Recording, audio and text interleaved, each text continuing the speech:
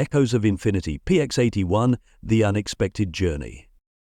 Part 1. First Contact. The ship plunged into darkness. In deep space, the solar system seemed asleep, except for an anomaly in the C-17 sector, a star belt bathed in a greenish light, visible only to high-precision sensors.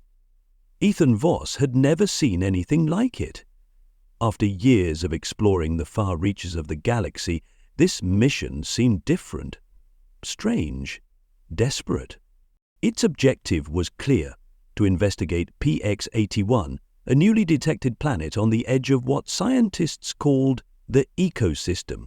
No ships had returned from the systems connected to this region, but the promise of unlimited energy emanating from there attracted colonizers, explorers, and mercenaries like moths to a flame.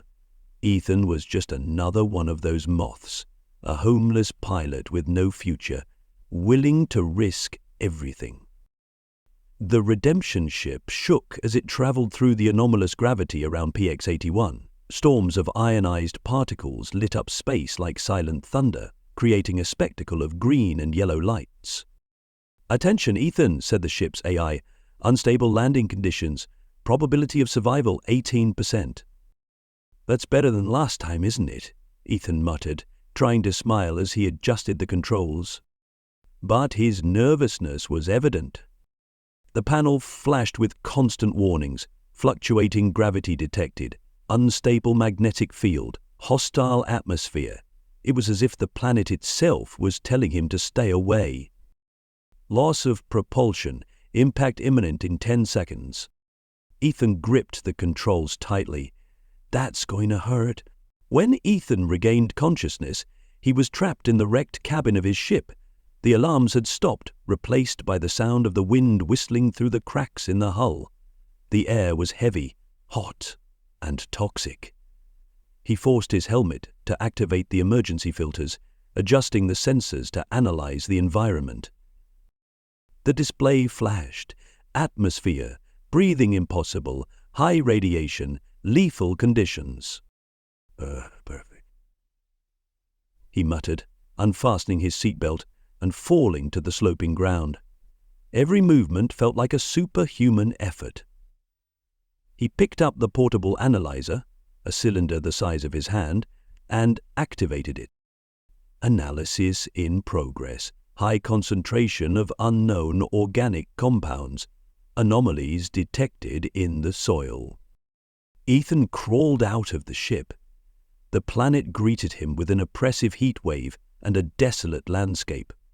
Black rocks, fissures that exuded vapor, and crystalline formations that glowed in shades of blue and green filled the horizon. The sky was a mixture of red and gray, as if a storm was always looming. But what struck him most was the absolute silence. There were no signs of life, no insects, no birds, nothing, just the sound of his own breathing. As he walked along, something caught his eye. In the middle of a rock formation, he found marks. Human footprints. The crystal cave. Following the footprints, Ethan arrived at a cave partially hidden by crystals that seemed to pulsate with a light of their own. The portable analyzer went crazy when he entered, displaying contradictory readings. Energy essence detected.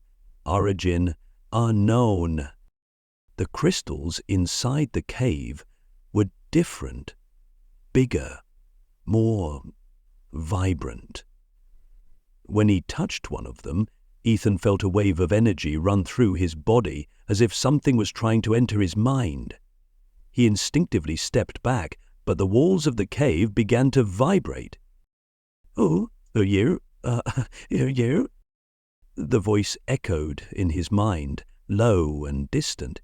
He turned his body, looking for the source, but he was alone. "Who's there?" he asked, breathing heavily. "Have you come to be tested?" The words weren't human. They were in his mind like a foreign thought.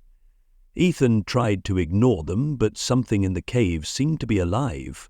The lost diary, Deep in the cave, he found something he hadn't expected: an improvised camp, rudimentary tools, pieces of old space armor, and a digital diary left lying around.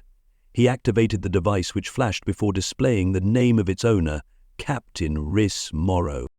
Rhys Morrow was a legend. He led the first expedition to PX-81 over a decade ago and never returned. Official reports declared him dead. Ethan began to read the diary entries. PX-81 is not a planet, it's an entity. It watches us, studies us. Every decision we make seems to be a part of something bigger. I feel that we're not alone here. The crystals are the key.